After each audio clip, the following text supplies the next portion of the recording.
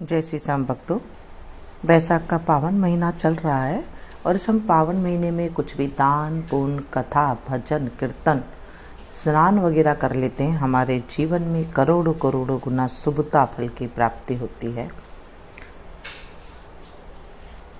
बोले विष्णु भगवान की जय। आज हम बैसाख मास के भगवान विष्णु को जो अति प्रिय है उसका 21वां अध्याय का पाठ का स्मरण करेंगे।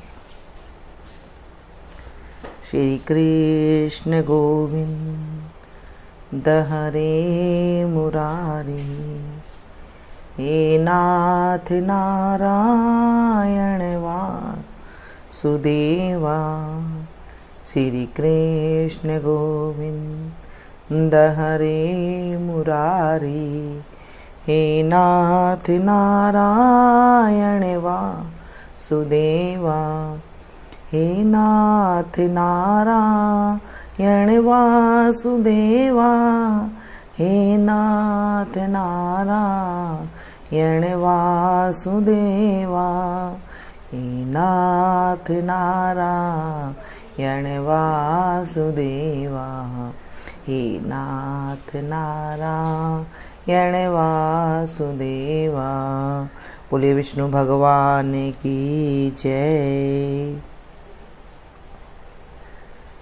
अब तक हमने सुना था कि जब सूर्यदेव जी बैसाख मास के धर्मों की कथा कह रहे थे, इतने में ही वहाँ पंचशाखी वृक्ष पृथ्वी पर गिर पड़ा और उस वृक्ष की कोटर में से एक बड़ा भयंकर सर्प तत्काल पाप रूपी देह का त्याग कर हाथ जोड़ सिर झुका वहां बैठ गया।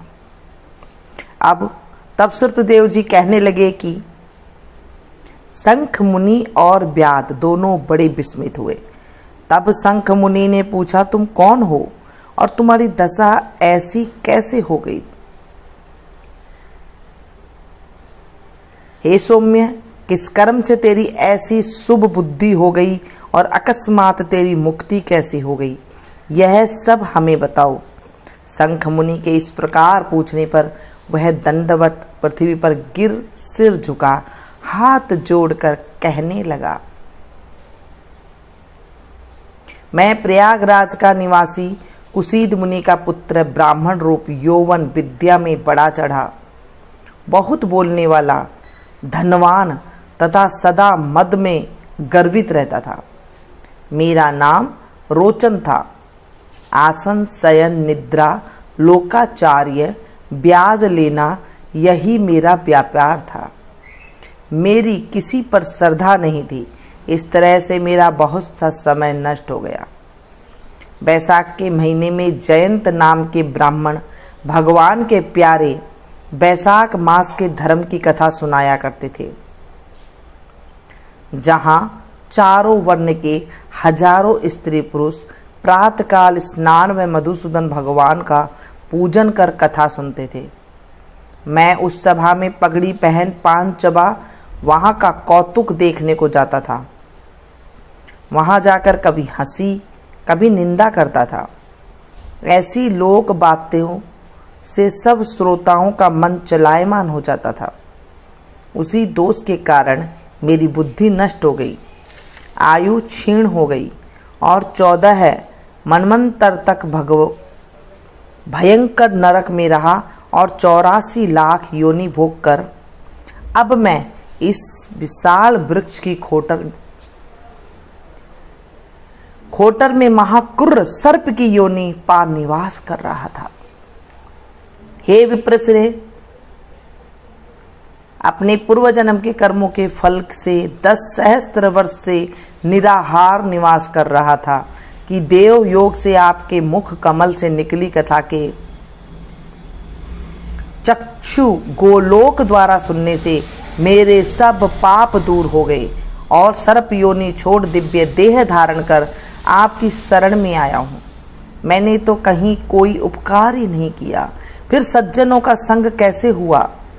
अब आप मेरे ऊपर अनुग्रह करो, जिससे धर्म में मेरी बुद्धि हो, सुंदर गति मिले और सच्चरित्र साधु महात्माओं की संगति मिले, विष्णु भगवान में प्रीति हो और उनको कभी मैं न भूलूं। इस प्रकार अनेकों स्तुति कर हाथ जोड़ सिर झुका वह मुनीश्वर के आगे चुपचाप खड़ा रहा। शंख मुनि ने प्रेम से भर उसको दोनों हाथों से उठाया और उस पर अनुग्रह कर भावी वृत्तांत कहने लगे। हे द्विज, बैसाख मास और विष्णु भगवान के महात्म श्रवण करने से तेरे सब पाप नष्ट हो गए। तू क्रम से अतिवाहक लोकों को जाकर फिर दसारण देश में ब्राह्मणों के घर जन्म लेगा और वेद शर्मा नाम से प्रसिद्ध होकर सब विद्याओं में विशारद होगा। प्रत्येक जन्म में तेरी अत्यंत जाति स्मृति होगी। निर्द्वंद निष्प्रिय गुरु भक्त और जितेंद्रिय होकर उस जन्म में तू सदा विष्णु भगवान की कथा में तत्पर रहेगा और बैसाखोक्त विषय के अन्य धर्म करेगा। तब तू सिद्धि प्राप्त कर संपूर्ण बंधनों से छूट परम धाम को प्राप्त होगा। ऐसा कह मुनीश्वर चुप हो गए। तब व्याध को देख वह पुरुष मुनीश्वर से कहने लगा, आपने मेरे ऊपर बड़ा अनुग्रह किया, जिससे मेरी दुष्टि योनि जाती रही और उत्तम गति मिली। ऐसा कहकर वह परिक्रमा दे आज्ञा ले स्वर्ग लोक को गया। हे राजन, तब संध्या को जाने पर शंख मुनि ने व्याध को संतुष्ट हो सायकाल की संध्या कर विष्णु भगवान के अनेक अवतारों की कथा सुना। रात्रि के शेष भाग को व्यतीत कर ब्रह्म मुहूर्त में नित्य कर्मों से निश्चित हो प्रसन्न मन से व्याध को बुला उसके सिर पर प्रोक्षण कर राम ये 2 अक्षर का मंत्र जाप करने और मरण पर्यंत इन्हीं धर्मों के करने का उपदेश दिया और कहा कि इससे तेरा जन्म वाल्मीकि ऋषि के कुल में होगा और तू वाल्मीकि नाम से इस लोक में प्रसिद्ध होगा।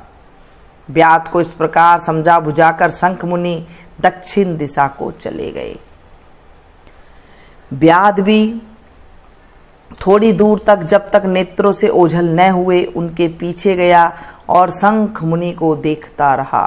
फिर हृदय में उन्हीं का ध्यान करता हुआ वैशाखोक्त धर्मों को करता हुआ व्याध का जन्म पूर्ण कर वाल्मीकि ऋषि के घर में जन्म लिया। एक सरोवर के किनारे किरणु नाम के मुनि दुस्तर तप करते थे, जिनके शरीर पर बहुत काल में सर्प की बांबी बन गई थी। इसी हेतु से उन्हें वाल्मीकि ऋषि भी कहने लगे। फिर तप के अंत में जब किरणु ऋषि के कानों में स्त्रियों के प्रिय शब्द सुनाई देने लगे तो उनका चित्त चलायमान होने लगा और एक भील जाति की स्त्री को ला वाल्मीकि नाम का पुत्र उत्पन्न किया। हे राजन, वह वाल्मीकि संसार में बड़े यशस्वी और विख्यात हुए। उन्होंने सर्व कर्म बंधनों को काटने वाली मनोहर छंद में राम कथा रचकर प्रसिद्धि प्राप्त की। सुतदेव जी बोले, इस प्रकार बैसाख मास में व्याध के सिर्फ जूता दान करने से दुर्लभ ऋषित्व प्राप्त हुआ। जो कोई इस रोमांचोपादक इस पाप नाशक आख्यान को सुनेगा तथा औरों को सुनावेगा, उसे मोक्ष प्राप्त होकर उसका जन्म संसार में फिर नहीं होगा। बोलिए विष्णु भगवान की जय। बैसाख का महीना का आप महात्म सुन रहे हैं। कितना अमोघ कथा है, कितनी पाप नाशक कथा है। हमारे पापों का नाश करने वाला ये महीना है। आप इसे ज़्यादा से ज़्यादा लोगों के साथ शेयर कीजिएगा ताकि आपको भी कथा सुनाने का फल मिल सके। बैसाख का महीना आधा से ज़्यादा जा चुका है। अगर आपने अभी तक भी कथा का स्मरण नहीं किया है या फिर स्नान नहीं किया है तो आप आज से भी शुरू कर सकते हैं। बोलिए विष्णु भगवान की जय। अच्युतम केशवम कृष्ण दामोदरम राम नारायणम जानकी वल्लभम अच्युतं केशवं कृष्ण दामोदरं राम नारायणं जानकी वल्लभम। कौन कहता है भगवान आते नहीं, कौन कहता है भगवान आते नहीं, हमें मीरा के जैसे बुलाते नहीं, हम मीरा के जैसे बुलाते नहीं। अच्युतं केशवं कृष्ण दामोदरं राम नारायणं जानकी वल्लभम। कौन कहता है भगवान खाते नहीं, कौन कहता है भगवान खाते नहीं, माँ यशोदा के जैसे खिलाते नहीं, माँ यशोदा के जैसे खिलाते नहीं। अच्युतं केशवं कृष्ण दामोदरं राम नारायणं जानकी वल्लभम, राम नारायणं जानकी वल्लभम, राम नारायणं जानकी वल्लभम। बोले विष्णु भगवान की जय।